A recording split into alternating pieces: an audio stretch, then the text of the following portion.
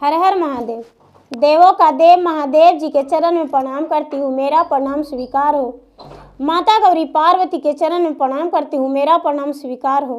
गणपति ललनवा के चरण में प्रणाम करती हूँ, मेरा प्रणाम स्वीकार हो।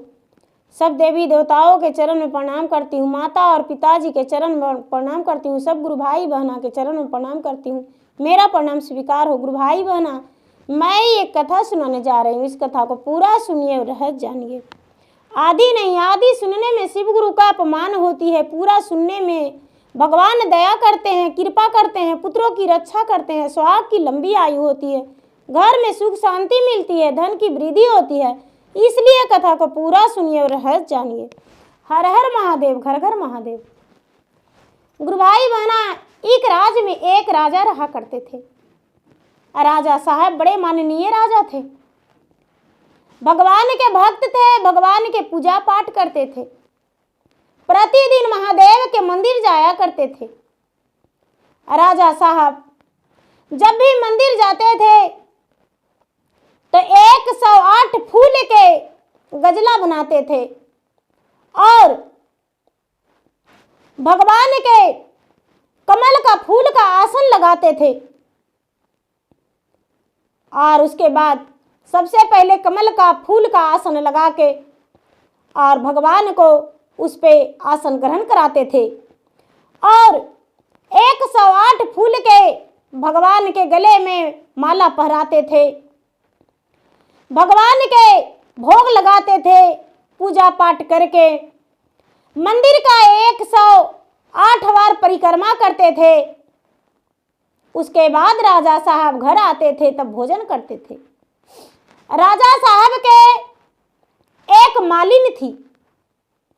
राजा साहब के राज दरबार में प्रतिदिन रोज फूल पहुंचाती थी, माला गूंथ के देती थी।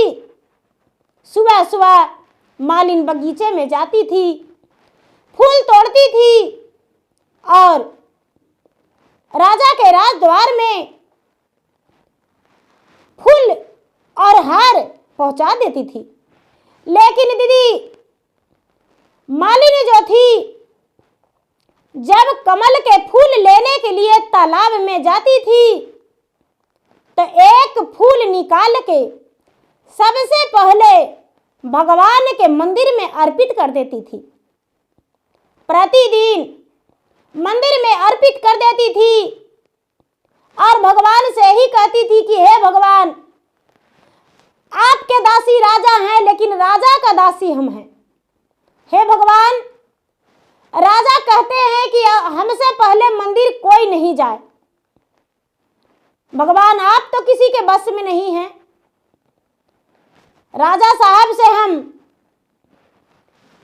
चुप्पे आते हैं आपके मंदिर में, मुझे भी बहुत मन करता है पूजा करने का, लेकिन क्या करूं भगवान, हम बेबस हैं, हम एक राजा के दासी हैं, हम उनके घर के नौकर हैं, माली हैं, फूल तोड़कर राजा के देते हैं। यदि आपको हम पहले दिखावे में पूजा कर देंगे तो राजा साहब मुझे फांसी पर चढ़ा देंगे।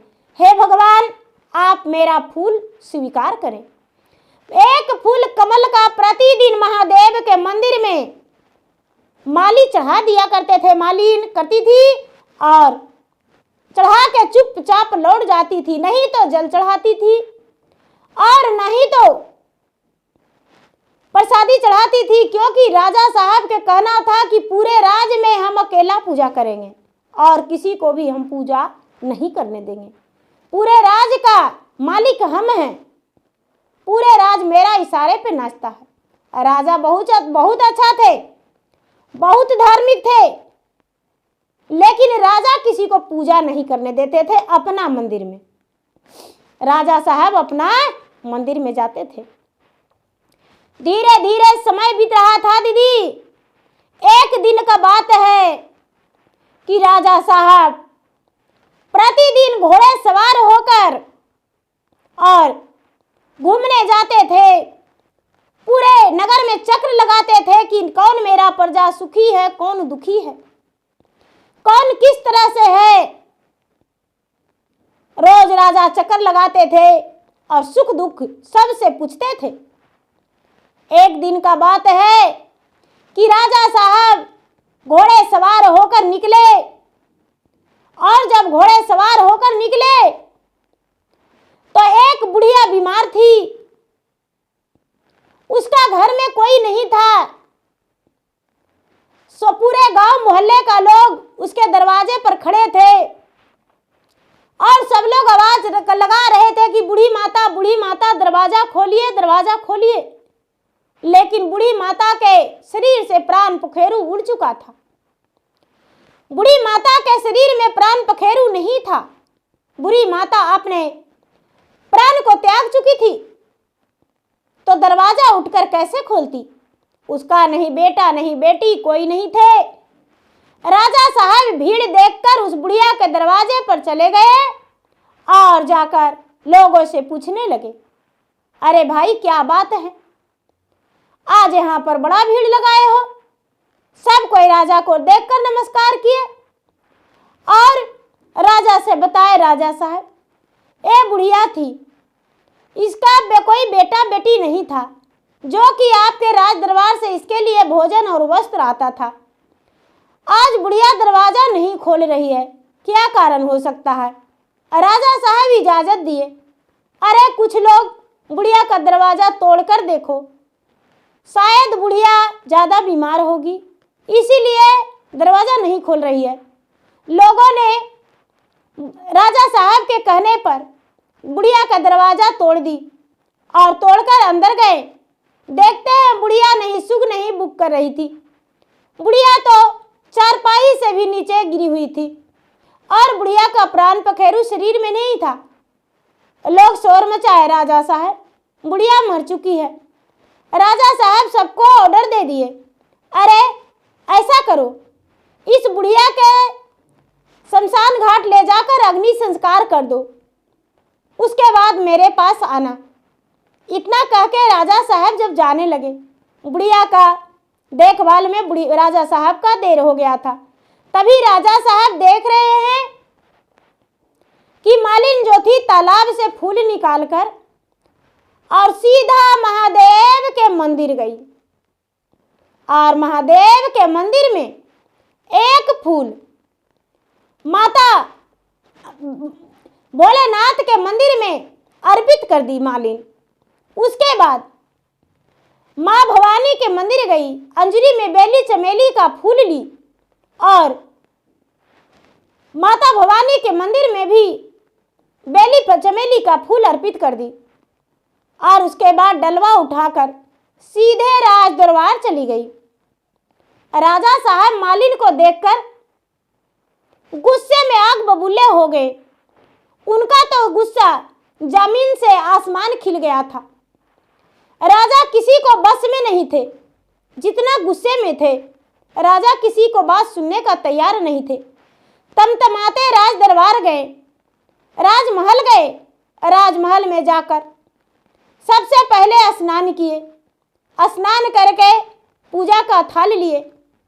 मालिन से पूछे, अरे मालिन मेरा पूजा का फूल कहाँ है? मालिन बोली, महाराज मैं तो डलवे में फूल प्रतिदिन की तरह आज भी मंदिर के द्वार पे रख दिए हैं, आप अपना फूल लेकर अंदर चले जाइएगा। राजा कहने लगे, अरे मालिन तू मुझसे झूठा बोली, तू मंदिर जाकर और पहले पूजा कर आई हो। मालिन बोली, नहीं महाराज मैं कोई पूजा नहीं किया हूँ, मैं कोई मंदिर नहीं जाती हूँ। महाराज भला आपसे झूठ क्यों बोलेंगे? इतना बात सुनते ही राजा गुस्से से तलमलाते हुए बोले, अरे तू झूठ क्यों बोलती हो? आज तो तुम्हारा खैर नहीं, पूजा करके मुझे आने दो, उसके बाद तुम्हारा सजा हम सुनाएंगे। राजा साहब ने पूजा करने के लिए मंदिर में चले गए और मंदिर में जाकर पूजा पाठ किए, लेकिन मन में उसके लिए राजा के मन में भगवान के लिए कोई पूजा पाठ भक्ति का आस्था नहीं था। कोई भगवान को नाम नहीं ले रहे थे। राजा को मन में यही चल रहा था कि जल्दी से हम मंदिर से चले जाएं और मालिन को फांसी का सजा सुना दे। वो तो प्रतिदिन आज की तरह मंदिर में चढ़ाती होगी, लेकिन राजा साहब मंदिर में जाते ही फूल को खोज करने लगे। अरे हम तो कमल का फूल हाथों में लेकर मालिन को मंदिर में ढुकते देखे और फूल लेकर निकली नहीं। पूजा तो कर दी होगी, लेकिन वो पूजा करती थी, भगवान के शरण में एक फूल चढ़ाती थी। ओ भगवान कैलाश पर्वत पे अपने फूल को पहुंचा लाते थे, माता पार्वती को आसन लगा देते थे और कैलाश पर्वत पे एक फूल प्रतिदिन मालिन के नाम से जमा हो जाता था। ओ मंदिर में फूल नहीं रहता था, क्योंकि मालिन जो थी भगवान के सच्चे भक्त थी, भगवान के सच्ची मन से भक्ति करती थी। राजा गए, फूल नहीं मिला। राजा मंदिर से लौट आए और लौट आने के बाद मालिन के राज दरबार में बुलाए और राज दरबार में बुलाकर सभी लोग के सामने कहने लगे कि भाई मुझसे पहले पूजा कौन करते हो मंदिर में जाकर। कोई भी हाथ नहीं उठाए। पूरे नागरिक कहने लगे, हे राजन, हे महाराज, आपके आज्ञा अनुसार हम लोग तो कभी मंदिर में जाते भी नहीं हैं। आपकी डर के मारे कभी भगवान का नाम दिल में भी नहीं लाते हैं, होठ पे भी नहीं आता है, भला पूजा कैसे कर लेंगे। राजा साहब मालिन को खड़े किए और कहने लगे, अरे क्या तुम मंदिर जाती हो? मालिन बोली, महाराज हम मंदिर नहीं जाते हैं, हम पूजा नहीं करते हैं। नहीं महाराज।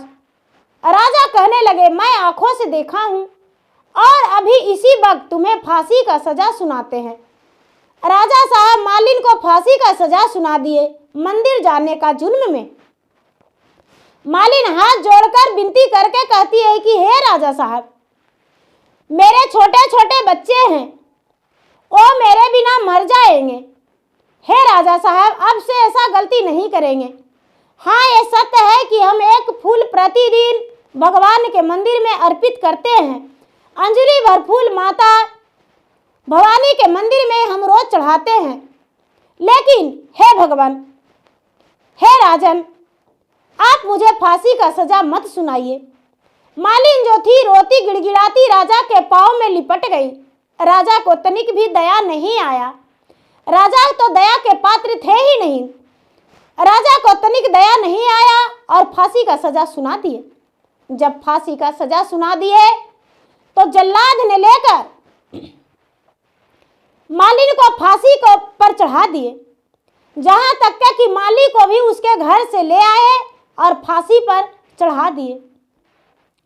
जब सूली पर चढ़ा रहे थे, फांसी पड़ने का समय आया तो मालिन याद करती है भगवान के, भगवान भोलेनाथ के, मैया पार्वती के। हे भगवान, क्या मैं इतना अपराधी हूं? क्या मैं इतना गलत हूं?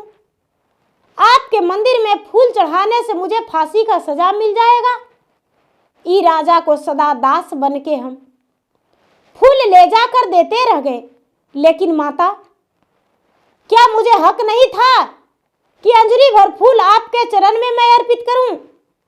हे भगवान भोलेनाथ, आप तो 3 लोक के मालिक हैं। आप तो 3 लोक के रखवाली करते हैं। आप तो देवों का देव महादेव हैं। आप तो कालों का काल महाकाल हैं। फिर भी आपके भक्त को क्या सच में फांसी पड़ जाना चाहिए? हे महादेव, यदि मेरा फांसी पड़ जाएगा तो कोई भी भक्त आपका भक्ति नहीं करेगा। जैसे राजा एक पूजा करता है, उसी तरह बस पूरे देश में एक ही लोग आपका नाम लेगा। हे भगवान, मेरे बच्चे को रक्षा करना। मैं तो फांसी पर चढ़ रहा हूं। माली और मालिन दोनों भगवान को याद करने लगे। माली कहते हैं, हे भगवान, मेरा पत्नी शायद चोरी की होगी फूल का, और मैं तो कुछ भी नहीं किया, लेकिन फिर भी मुझे फांसी का सजा क्यों मिल रहा है भगवान? दोनों भगवान का आराधना करने लगे। जब फांसी का समय हुआ तो राजा के सामने बड़े बड़े सर्प पूरा गिड़गिड़ाने लगा, पांव में लिपटने लगा, पूरा गरजने लगा, आओ आओ पूरा करने लगा। राजा जो है कहते हैं, अरे मेरा जान बचाओ, मेरा जान बचाओ। जो फांसी दे रहे थे उनके सामने बड़े बड़े सर्प लौटने लगे। फांसी जो देने वाले थे वो कहने लगे, मेरा जान बचाओ, मेरा जान बचाओ। अब पूरे नगर में हाहाकार मच गया, चारों ओर सर्प ही सर्प लौटने लगा। अब ऐसा देखकर लोग कहने लगे, ऐसे कैसे हो सकता है। तभी राजा को याद आया, हे भगवान, मैं तो लगता है निर्दोष को सच में ही दंड दे रहा हूं। लेकिन फिर भी राजा को मन में एक ख्याल नहीं आया कि उसे फांसी पर से उतार दूं। जो भी अपराधी थे, जो भी वहां पर जल्लाद थे, जो फांसी देने गए थे, उसे मन में ख्याल आया, भला इसका प्राण लेने से हो सकता है मेरा जान बच जाए। उसे फांसी पर से उतार दिए और दोनों माली और मालिन को प्राण को बचा लिए। लेकिन दोनों बोले कि भाई अपना प्राण बचाकर इस राज से हट जाना। जल्लाद राजा के पास गए। राजा के पूरे पांव हाथ में सर्प लिपटे हुए थे। राजा बंधक बन के सर्पों के बीच जमीन पर गिरे हुए थे, जहां तक कि रानी भी बेहोश पड़ी थी। रानी का पूरा शरीर में भी सर्प लिपटा हुआ था। अब राजा साहब भगवान की याद कर रहे हैं, हे भगवान, हे महादेव, मैं तो आपका भक्ति करता हूँ, फिर भी आपका गले का नाग मेरे तन में कैसे लिपटा। रानी कहती है, हे भगवान, जो भी गलती किए होंगे वो तो राजा किए होंगे, लेकिन मुझे इतना बड़ा सजा क्यों मिल रहा है। लेकिन राजा रानी का दोनों का कंठ पर प्राण आ गया। माली और मालिन दोनों दौड़ते भागते राजा के पास गए क्षमा मांगने। तभी देखते हैं कि राजा और रानी का तन में पूरा शरीर में सर्प जो है बंधक बना लिया है, पूरा शरीर जकड़ लिया है। राजा रानी दोनों अपने प्राण का भीख भगवान से मांग रहे हैं। माली और मालिन दोनों भगवान के याद करके नमन करने लगे, हे भगवान, मेरे राजा को प्राण को बचा लीजिए। आखिर राजा को इतनी बड़ा क्यों सजा दे रहे हैं। राजा को शरीर में पूरा सर्प जकड़ लिया है, चारों ओर पूरे नगर में सर्प ही सर्प लौट रहा है, इनका शरीर का छोड़ दीजिए। तभी भगवान भोलेनाथ स्वयं प्रकट हुए राजा के सामने और पूरा कस के जोर से हाहा कर ठठाकर हंसने लगे। राजा का शरीर का जो सर्प था छूटकर सब अंतर्ध्यान हो गया, अदृश्य हो गया और भगवान भोलेनाथ वहां विराजमान हो गए। राजा जो थे, राजा कहने लगे कि हे भगवान, आपको मैं इतना पूजा करता हूं, लेकिन फिर भी मुझे इतना बड़ा सजा क्यों मिला। भगवान कहते हैं, हे राजन, तेरा मन का घमंड तोड़ने के लिए मुझे ये सब करना पड़ा। तूने एक निर्दोष प्राणी को आज फांसी का सजा दे दिया, उसका प्राण ले लिया। राजा कहने लगे, नहीं महाराज, ये मंदिर मेरा हाथों का बनाया हुआ था और मैं उसमें पूजा चाहता हूं कि अकेला करूं, कोई भी पूजा नहीं करे, कोई भी राज में मेरा भगवान का नाम नहीं जापे। भगवान कहने लगे, हे दुष्ट राजा, तू आप स्वार्थी हो, जो अपने स्वार्थ में जीता है वो कभी खुश नहीं रहता है।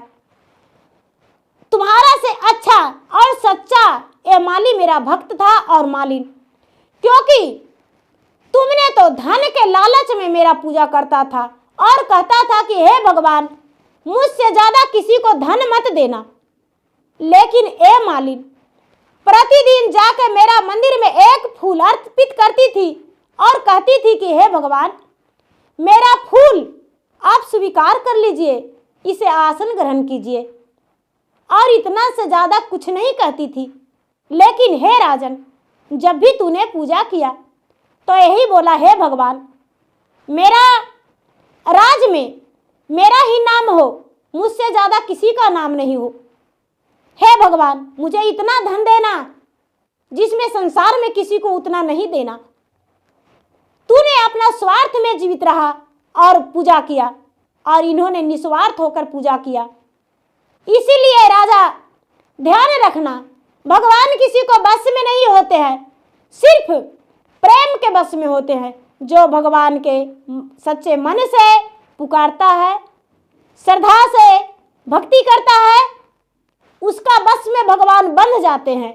और तूने तो धन का गुरूर में पूजा किया, धन का लालच में पूजा किया, इसीलिए राजन तुम्हें ये सजा मिला। राजा जो था, राजा हाथ जोड़कर भगवान के सामने झुक गए और कहने लगे, हे भगवान, आज से ऐसा नहीं करेंगे। पूरे देश में, पूरे राज्य में राजा ऐलान करवाए, मंदिर किसी का नहीं होता है, मंदिर तो भगवान का होता है, भगवान का पूजा सब करना। आज से सब लोग मंदिर जाएंगे और भगवान का नाम लेंगे, भगवान का पूजा पाठ करेंगे। राजा सब लोगों के पूजा करने का इजाज़त दे दिए। वहाँ के पूरे राज्य का लोग सब पूजा पाठ करने लगे। और जो मालिन थी, मालिन को राजा साहब कहने लगे कि अरे तुम मेरा गुरु हो और मैं राजा हूँ तो क्या, मैं तुम्हारा शिष्य हूँ। मालिन बोली, हे भगवान, राजा तो राजा होते हैं, प्रजा तो प्रजा होते हैं, इसीलिए मैं प्रजा हूँ और आप मेरे राजा हैं, तो भला मैं कैसे गुरु, आप कैसे शिष्य। कहते हैं भगवान कि नहीं, ऐसा बात नहीं है, ऐसा बात नहीं है। जो गुरु थे वो तो वन में रहते थे और श्री रामचंद्र महल में रहते थे, लेकिन फिर भी उन्हें वन में भगवान ले जाकर और राक्षसों को वध करवाए थे। गुरु ले गए थे भगवान को और राक्षसों को वध करवाए थे। और फिर भी भगवान श्री राम अपने गुरु को गुरु माने थे और गुरु को सेवा करते थे, गुरु को आज्ञा को पालन करते थे। उतना बड़ा राजा होकर भी, भगवान होकर भी गुरु को आज्ञा को पालन करते थे। इसीलिए तुम एक मालिन हो और हम एक राजा हैं, हम तुम्हें गुरु मानते हैं। माली को बोले कि तुम मेरे गुरु हो और मैं तुम्हारा शिष्य हूँ। आज से मंदिर में जाने के लिए कोई रुकावट नहीं, कोई भी पहले जाके पूजा कर सकता है, जब मेरा मर्जी होगा तब करेंगे और जिसका जब मर्जी होगा जब करेगा।